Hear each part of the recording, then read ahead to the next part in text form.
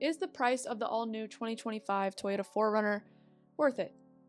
Let's find out. So I'm going to do this video a little bit differently than how I do my typical cost breakdown videos. If you want to check any of those out on the Toyota 4Runner or any other vehicles, you can check that out on my page. But for this one, I want to talk about some reasons as to why the Toyota 4Runner is the price that it is, and some things that might contribute to that, and overall see if we think it's worth it or not.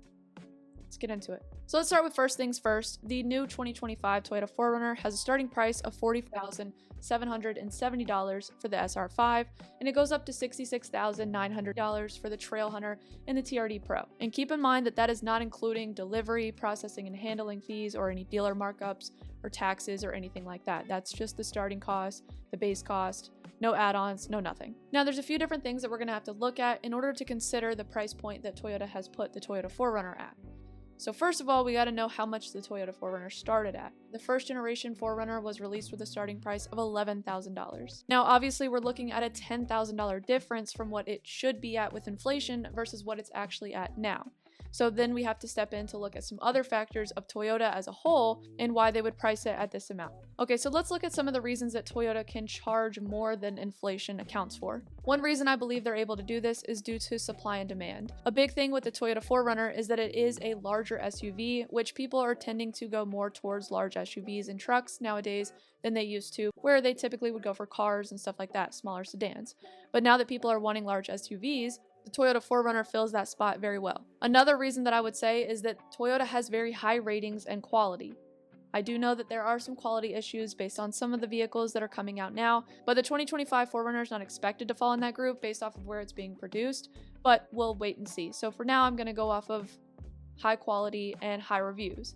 Toyota's had multiple vehicles that fall into top spots of multiple lists, things like the top-selling SUV with the RAV4 for multiple years, the top-selling sedan with the Toyota Camry. But not only has Toyota had multiple vehicles that have been in the top spots, they also have gotten a lot of high ratings based on their reliability. So that is a big factor to consider as to why they can charge more than inflation would technically account for based off of where they started. Another reason that I would say Toyota can charge a little bit more is perceived value.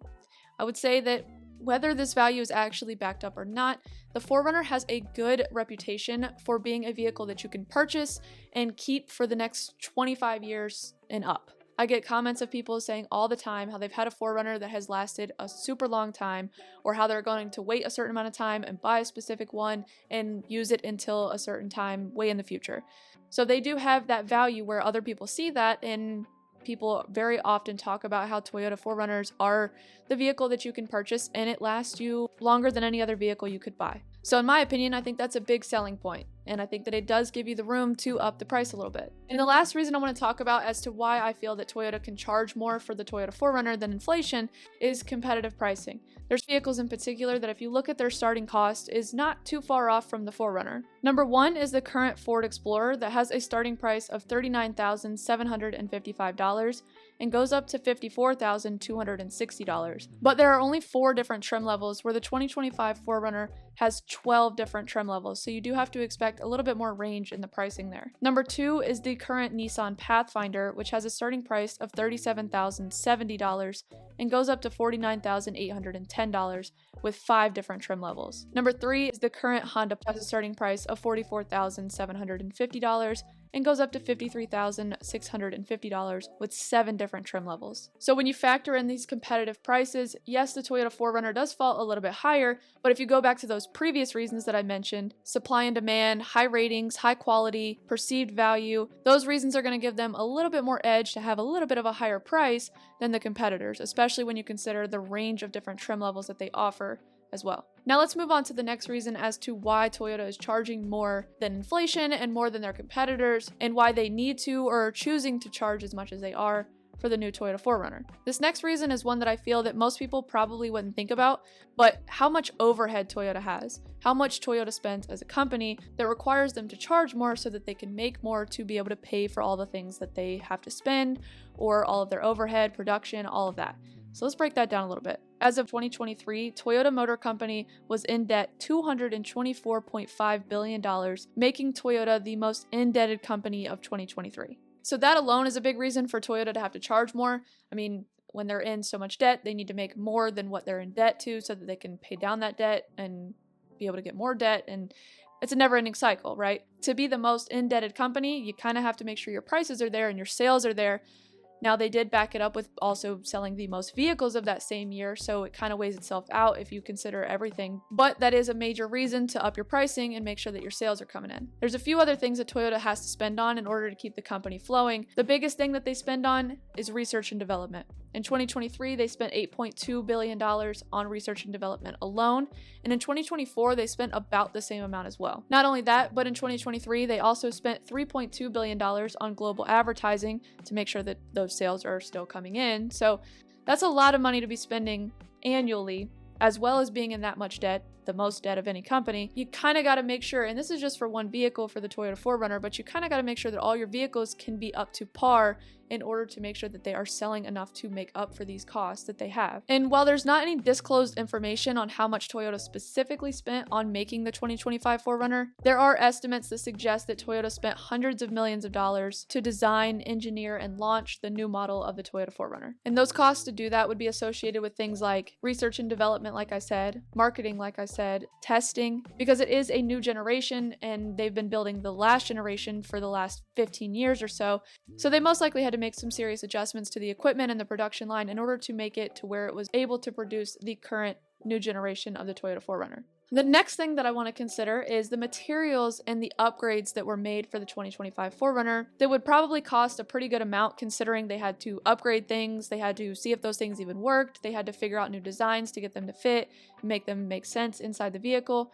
So there's a lot of new things with the 2025 4Runner that were not in the 2024 and the previous 5th generation that are going to fall into that category. First of all, starting with the fact that they just used a wider variety of materials as a whole, things like more soft touch surfaces than in the 2024 model. The 2025 model is also on a new platform and has a new powertrain. Like I said earlier, there is multiple new trim levels. We've got the Trail Hunter for the first time that we've never seen before. So that probably took a lot of testing and designing and things like that. The 2025 also has a re-engineered suspension system, which would have had to go through multiple tests as well. There's also an improved fuel economy, which again would have to go through multiple tests to make sure that it actually meets those fuel economy ratings. And most importantly that I would say in this category is the upgrades to the modern technology. Anybody who's seen a 5th generation Toyota 4Runner would probably safely say that there's not a whole lot of tech to it. It's got a small screen, a bunch of tactile buttons, and that's pretty much it. Very basic, but they've upgraded that for the 2025 model, and I know some people may not like it, some people will, some people won't, to each his own, but it is important to mention when we're talking about the cost of production and how those costs then affect the actual price of the vehicle. But with that modern interior, we now have things like a 14-inch touchscreen, a configurable gauge cluster, there's more legroom for the second and third row passengers, which means the overall vehicle is just larger, which changes a lot of things as well. There's now a wireless phone charger and wireless phone mirroring, and we've got a heated steering wheel. These are just technological updates that we haven't seen in the previous models of 4Runner, things that would have to have a lot of testing and would probably cost a lot more to produce than the previous models. Now, the last big factor that I feel we need to address that is contributing to the cost of the 4Runners and just Toyota's overall overhead and everything is the Toyota recalls. While yes, Toyota is very, very known for their reliability, they've got a pretty hefty amount of recalls. And I feel like this is a major contributor into how much money they need to make because of how much money they've had to spend. Starting back at the Toyota recall crisis of 2010, I know this was quite a ways back, but we cannot pretend that this has not greatly affected and compounded their expenses to lead into how they've changed their prices over the last 30 to 40 years. In 2010, Toyota lost about $1.1 billion on recalling 8 million vehicles, and they lost about $800 million in sales that same year. In that same year, they also reported an operating loss of $233 million.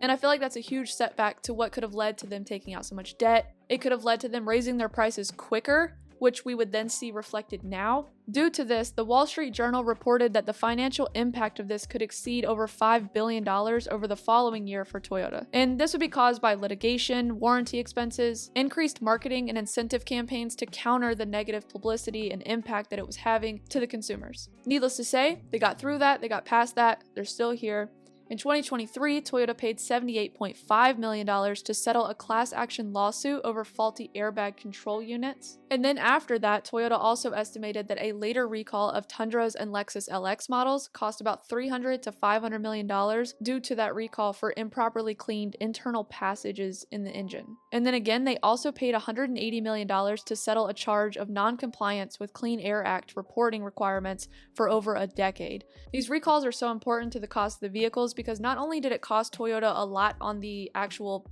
amount that they have to pay for the recalls, but they also lost money in sales because people were a little bit weary of things and didn't trust those vehicles. They lost money on the vehicles that they were producing that were now not really functioning properly or causing issues because of the recalls, and it just kind of all compounds. So basically, my whole thing is that I see a lot of people talking about the price of the new 2025 Toyota 4Runner and saying that it is just overly priced and just absolutely absurd, which I do understand where you're coming from, and I get those comments all the time because obviously I do the cost breakdown videos, so I do get a lot of comments where people mention this, and I just see other people talking about it as well. And while I do see that the price is very high, and if you just consider inflation alone, that's not really enough to make it make sense.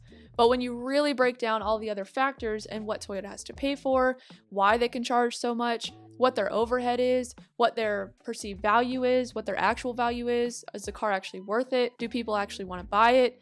All these factors contribute to the actual price that they actually land on. Now, me personally, I do believe that if you consider everything, I think the price actually fits.